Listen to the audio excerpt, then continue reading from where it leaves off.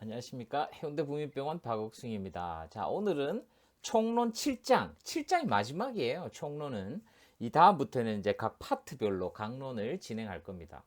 그래서 첫 번째 시간은 노화와 환경 중에서 이제 뭐 물리 손상, 대기오염 요 정도만 하고, 요 뒤쪽에서 나머지 환경 관련된 거, 약물하고 이런 것들, 그리고 영양과 관련된 문제에 대해서 말씀드리도록 하겠습니다. 지난 시간에 캔서 있었죠? 캔서, 신생물, 악성의 특징. 빠르다. 분화가 안 좋다.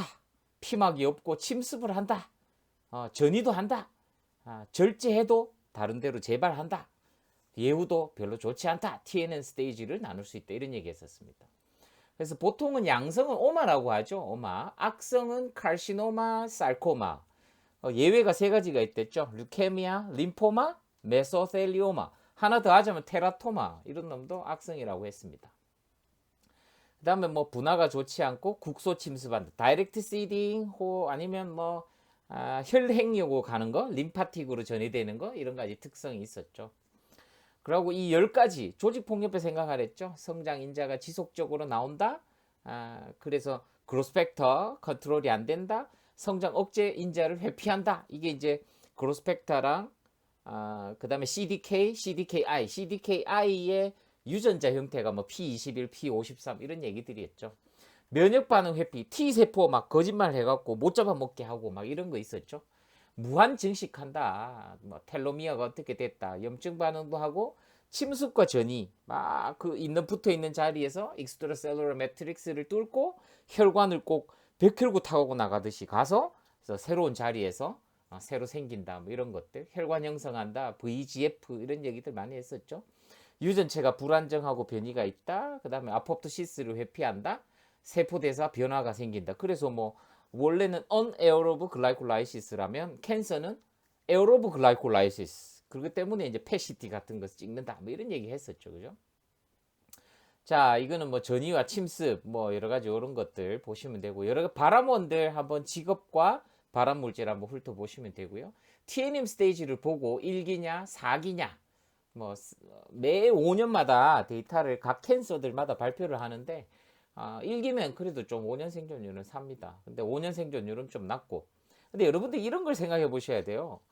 70세 100명 중에 73명은 사는데 나머지 27명 돌아가신다는 얘기예요. 그거를 좀 심각하게 생각하셔야 되고 여기 보면 또 희망을 잃지 말아야 되는 게 100명 중에 13명은 살아있다는 얘기예요. 그러니까 환자분한테 설명할 때는 이런 얘기를 일긴되고 안심하고 마음대로 살면 이 27명 안에 들어갈 수 있다는 거.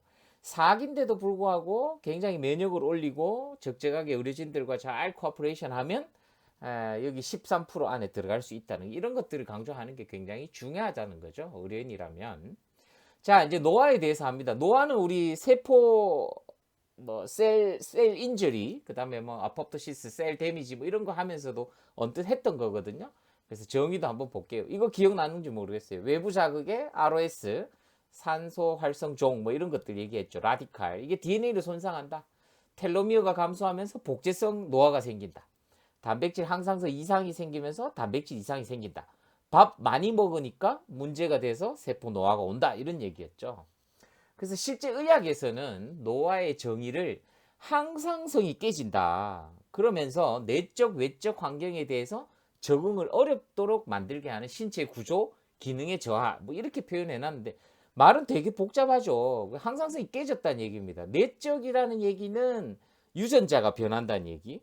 외적 뭐 환경이라는 얘기는 외부 환경이죠. 지가 살고 있는 환경의 구조와 기능의 저하로 적응을 잘 하지 못한다. 결국은 뭐 항상성이 깨진다는 얘기죠. 많은 이론들이 있습니다. 태어날 때부터 너는 노화가 정해져 있다. 유전 이런 거. 그다음에 이제 생리적 통제라고 하면 뭐 호르몬 같은 것들이. 그러니까 예를 들자면 그런 거죠. 에스트로겐, 뭐 DHEA 같은 호르몬.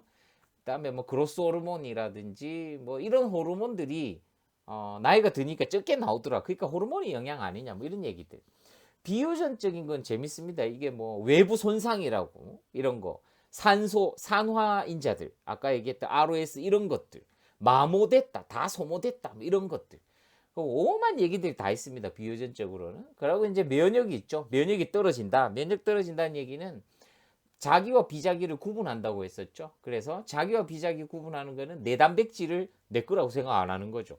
이런 면역의 문제에서 노화가 생긴다. 그리고 과식은 왜 그런지는 뭐 아마 많이 먹게 되면 이것도 산소종하는 라디칼이 많이 나와서 결국 미토콘드리아 손상되면서 문제가 된다. 이런 얘기거든요. 근데 실험적으로 해보니까 적게 먹는 동물이 오래 살고 쥐도 밤량을 줄였던 쥐들이 오래 산다. 뭐 이런 결론이 있습니다. 그래서 여러 가지 뭐 이론들이 있다는 거죠. 하나씩 간단하게 보면요. 태어난다 이 말입니다. 인간이 오래 살기 위해서는 부모로부터 좋은 유전자를 받고 태어나야 한다. 이거는 맞는 것 같아요. 전에도 또 유전 얘기가 거의 질환에 60, 70, 60, 70 하면 좀 너무한 것 같아서 저는 항상 반 조금 넘습니다. 이렇게 얘기를 하거든요. 근데 이 특별한 거 없이 그냥 일반적으로 잘 지냈을 때는 아마 장수하는 집안이 장수하는 그거는 맞아요. 우리 말이 언론에서도 만날 수가 있거든요. 그래서 그게 또 다른 근거가 되는 게 이제 말단 소립자설, 뭐 텔로미어가 변하느냐 변하지 않느냐. 그래서 텔로미어의 작용이 조금 괜찮으면 세포가 노화하지 않는다. 뭐 이런 이론도 있고 그렇습니다. 그다음에 생리적 통제는 이게 이제 호르몬하고 연관된댔죠. 에스트로겐이라든지 DHEA는 사실은 스테로이드 호르몬인데 이게 이제 남성 호르몬, 여성 호르몬 이 합성하는데 이용되는 호르몬 전구체 정도 된다고 보시면 됩니다. 그런 호르몬, 성장 호르몬 이런 것들, 멜라토닌 같은 것도 연관이 있다고 하죠. 이거 다 보니까 나이가 드니까 떨어져 있으니까 이게 노화랑 관련이 있지 않을까? 이론이죠, 이론. 네. 그 다음에 비유전적인 거 보면 재밌습니다. 사용 마모 이론 많이 썼다. 유해 산소론, 아까 얘기했던 프리라디칼. 그 다음에 이제 노폐물 축적. 아이고 찌끄레기들이 소모가 안 돼, 그 해결이 안 돼서 세포에 많이 차서 노화가 온다. 교차 결합 이론 이런 것들, 그다음에 신체가 변했다, 뮤테이션 뭐 이런 것들도 하나의 이론이 될 수 있다. 면역 이론은 아까 얘기했었죠. 자기 단백질을 내 거로 인식 못하고 공격해버리면 문제가 된다는 거죠. 자, 과식을 하게 되면 이렇대요. 다량의 유해 산소가 발생한다. 이것도 라디칼이라고 보면 되죠. 이 라디칼의 사립체, 그러니까 미토콘드리아와 DNA를 자극해갖고 미토콘드리아가 파괴되면 셀 인저리에서 그런 얘기 했었잖아요. ATP를 잘 못 만들게 되고 그것 때문에 셀 데미지가 올 수 있다. 그래서 셀 인저리, 그다음에 세포 사로까지 이어질 수 있다. 뭐 이런 얘기 했었잖아요. 그래서 유해 산소가 많이 생기니까 과도한 영양 섭취는 에너지를 공급받지 못하는 세포가 생기고 그에 따라서 좀 노화가 일어난다. 이런 의도입니다. 근데 실제로 열량 제한 적게 먹으세요. 나이 들면 적게 먹어야 됩니다. 해보니까 실제 실험에서 3, 40% 적게 먹인 쥐가 훨씬 오래 산다는 거고 적게 먹는 동물은 질병의 발생이 현저히 줄어든다는 거는 팩트라는 거죠. 예. 그래서 제가 볼 땐 이런 것 같아요. 20대, 30대 지나면서 사실은 살이 많이 찌거든요. 저도 많이 쪄 있는 건데 사실 이 3, 40대 되면 입맛은 그대로 유지를 하는 거예요. 식욕, 식탐은. 근데 이게 여러 가지 상황이 이 식탐을 해결할 수 있는 조건이 되죠. 경제적으로나 뭐 여러 가지 환경적으로나. 그렇다 보니까 몸은 이제 20대, 30대 넘어가면서부터 대사량 자체는 줄어드는데 형편은 좋아져 있고 식욕은 당기고. 그러니까 이게 전체적으로 그 컨트롤하지 못하면 이거 옛날에 빼짝 말했던 사람들이 나이 들면 다 이렇게 퉁퉁하게 돼 있어요. 연예인들도 그렇고 그렇습니다. 그래서 이 굉장히 살 빼는 게 어려운 거죠. 그래서 어쨌든 나이가 들면 들수록 열량을 줄이는 게 많은 도움이 된다. 이게 나중에 고혈압하고도 연관이 있습니다. 고혈압은 체액량이 살이 쪄서 많아지면 심장에 부담이 되고 그에 따라서 많은 질환들이 생긴다는 거죠. 그래서 일반적인 특징은 뭐 별거 아닙니다. 보편성은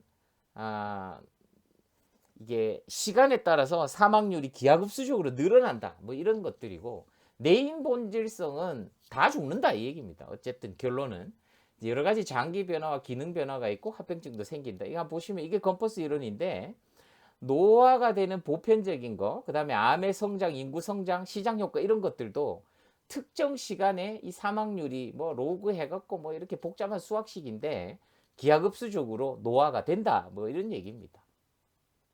그 다음에 이제 내인 본질성은 어차피 사망이라는 불가피한 결과를 초래를 한다. 이거 보시면 결국은 다 죽어요. 사망률의 성비는 어쨌든 다 죽는데 이게 보니까 남자가 여자들보다 사망률이 조금 더 높다. 그리고 나이대를 보니까 한 10대, 20대, 그리고 5, 60대 이때가 남자들이 여자들보다 조금 더 사망률이 높더라. 뭐 이런 의미지 결국은 다 죽는다 이 얘기입니다. 이게 내인 본질성이라는 거죠. 그리고 장기의 변함은 늙으면 다 이렇게 됩니다. 흰머리, 탈모 이 뚜껑 있는 거 굉장히 중요하게 생각하죠. 그래서 탈모돼 있으면 나이를 굉장히 많이 들어 보이는 게 이거는 이제 노화에 기본적으로 탈모가 들어있기 때문에 이게 없으면 나이가 들었다, 나이가 많이 들어 보인다 이렇게 얘기를 하는 거죠.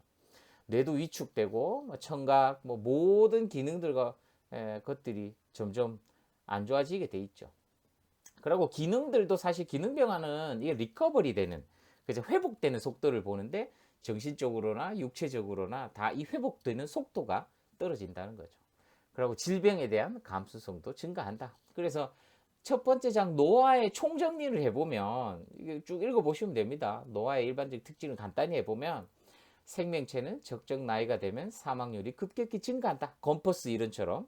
그 다음에 시기의 차이는 있지만 누구나 죽는다. 내인 본질성. 그래서 종교를 찾고 철학을 찾고 그렇게 되는 겁니다. 천천히 각종 장기들이 위축된다. 장기의 변화, 아까 그림 보셨던 거. 기능들이 떨어진다. 리커버리가 안 된다. 질병이 생긴다. 감수성이 떨어진다. 그래서 사망에 이른다는 거죠. 요거는 이제 노화가 일어나는 여러 가지 이론들 대해서 밑에 좀 간단히 요약해 본 거예요. 유전은 타고난 것이다. 자신의 노력에 의해 조금 더 오래 살기 위해서는 에스트로겐, DHEA, 이걸 스테로이드 계열의 전구 호르몬이라고 했죠. 성장 호르몬, 멜라토닌 등을 이게 먹을 수 있으면 조금 적정하게 섭취하는 것도 방법이다. 왜? 나이가 드니까 이게 떨어져 있으니까. 그 다음에 면역력을 증강시키기 위해서는 결국은 적정한 운동과 스트레스 해소, 아주 적당한 식사량, 고퀄러티의 양은 많지 않은 게 좋겠죠. 열량 제한을 하면 도움이 될 것이다 라고 누구나 다 알고 있지만 하기 어려운 게 이런 거죠. 그래서 노화는 여기까지 하면 되고, 자, 환경적인 거는 우리가 이제 물리적인 손상, 대기오염, 금속, 그 다음에 흡연, 알코올, 약물 이런 것들이 있고, 요거는 뒤쪽에서 할 거고요. 일단은 시간 되는 대로 쭉 한번 달려가 볼 겁니다. 요런 환경들이 노출이 되면 피부, 내부 장기 이렇게 노출되면 이게 혈류로 흡수되면서 순환될 수 있어요. 그러면서 이게 이제 조직으로 분산되면서 저장, 배설도 되지만 대사되기도 하고 독성을 나타내기도 한다. 그래서 외부 환경에 대해서도 조금 민감하게 우리가 간단하게나마 알고 있는 게 좋겠죠.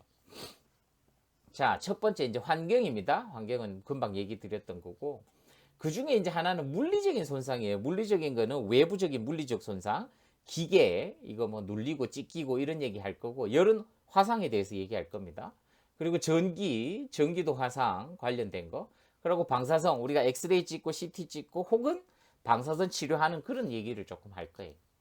자, 기계적 외상이라고 하면 바깥에서 오는 물리적인 힘이죠. 그게 이제 힘의 크기, 세게 치느냐, 뭐 이런 거. 그 다음에 조직의 종류, 두드리 맞는 위치가 어디냐, 눈이냐, 머리냐, 뭐 이런 것들. 그 다음에 조직의 상태, 나 원래 여기 아팠는데 계속 때린다고 한다. 뭐 이런 것들이 기계적 외상의 손상을 달라지게 할 수 있죠. 그래서 밑에 적어놨죠. 컨투전, 어브레이즈. 이거 그림 보고 하면 됩니다. 이거 멍들었네, 그죠? 부딪혔다는 거죠. 컨투전이라고 합니다. 따라 해볼까요? 컨투전. 이거는 까진 거죠. 쉽게 얘기해서. 이걸 어브레이전이라고 합니다. 어브레이전. 병원에서 어브레이전 있어요. 뭐 이렇게 얘기를 하거든요. 요거는 사실은 인사이스드 인저리라고 하는데 그냥 스킨 인저리 뭐 혹은 스킨 디펙트까지는 아니고 디펙트 떨어져 나간 거고, 저는 요거를 어떻게 표현하느냐 하면 슈퍼피셜 라세레이션 이렇게도 표현합니다. 그러니까 살짝 끄인 거죠. 피가 났다는 거는 표피가 열렸고 진피에서 피가 났다는 거거든요. 근데 깊지가 않다. 서브쿠테니우스 티슈라고 하는 폐티슈까지 안 나오면, 아주 샤프하게 돼 있으면 이거는 뭐 꼬매지 않더라도, 수처하지 않더라도 뭐 스킨 스트립을 붙인다거나 하면 해결될 수 있는 그런 상처들입니다. 이거는 째졌죠, 완전. 스칼프 라세레이션이라고 합니다. 폐티슈도 보이고 하니까 이거는 리도케인 놓고 꼬매줘야 됩니다. 이거는 스테분드라고 합니다. 찔린 거죠. 칼이나 이런 거에 뚫려갖고 찔린 거.